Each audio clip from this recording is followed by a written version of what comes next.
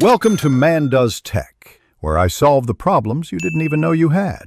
You start by confirming Anaconda is installed and you can access the Anaconda prompt. Open the Anaconda prompt now.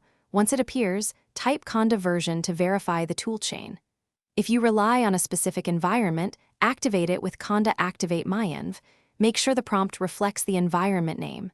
This prepares Python, packages, and kernels you'll use. Once done, you're ready to launch Jupyter. Don't skip activating the correct environment to avoid missing packages. Now that your environment is active, run Jupyter Notebook to start the server. This command spins up a local web UI and usually opens your default browser. If you want a specific folder, either cd to that directory first or use Jupyter Notebook notebook.dir equals c /path / folder.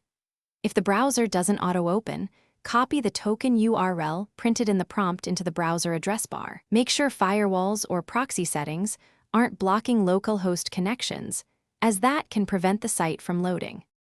To finish, select New and pick the kernel that corresponds to your environment, then open or create notebooks and run cells. When you're done, return to the Anaconda prompt and stop the server with Ctrl+C. Confirm shutdown when asked. If you encounter kernel errors or missing packages, reinstall ipykernel and register the environment. Pip install ipykernel, then python m ipykernel install username myenv. This resolves most kernel mismatches. If issues persist, check that path and firewall settings allow localhost access. Thanks for watching. If you found this helpful, don't forget to like and subscribe.